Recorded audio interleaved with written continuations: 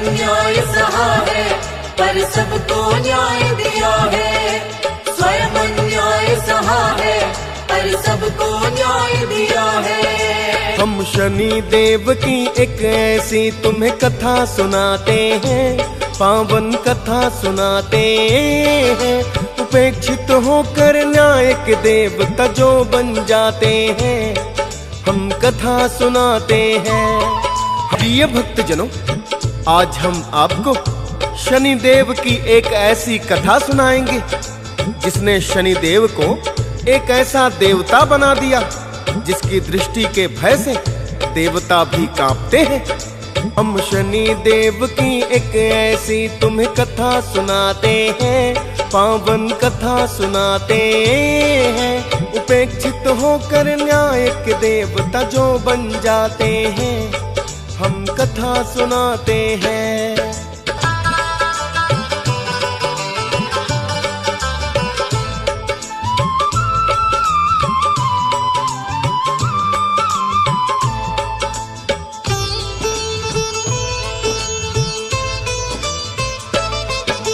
जैसे जैसे भक्त कथा को आगे बढ़ाएंगे, कितने सहे अन्याय इन्होंने आप जान जाएंगे। सूर्य देव की पत्नी बनकर संज्ञा देवी आई, ताप सहन पर सूर्य देव का वो नहीं कर पाई। यद्यपि सूर्य देव से उनको 3 हुई संतान, किंतु संज्ञा के कष्टों का हुआ न कोई निदान। तब भी अपना पतिव्रता का धर्म निभाती है।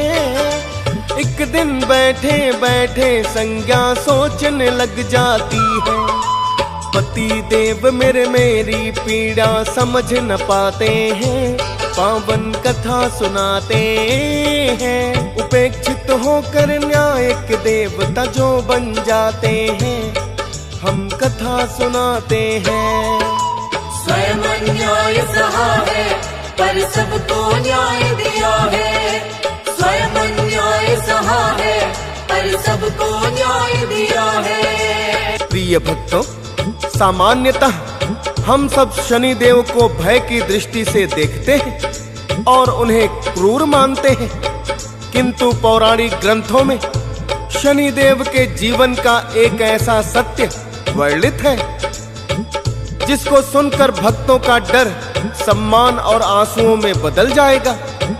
इस कथा के द्वारा हम बताएंगे कि ब्रह्मांड के सबसे बड़े न्यायाधीश और कर्म फल दाता शनि देव स्वयं अपने जीवन में सबसे बड़े अन्याय के शिकार हुए थे। इतना सुनकर संज्ञा देवी तप करने चली आई। सूर्य देव अनभिज्ञ थे क्योंकि उनकी थी परछाई। सूर्य देव इनको भी संज्ञा देवी समझ रहे। वन में गए हुए संज्ञा को वर्षों है बीत गए। छाया देवी परम भक्त थी भोले शंकर की। गर्भवती हो करके भी वो कठिन तपस्या करती।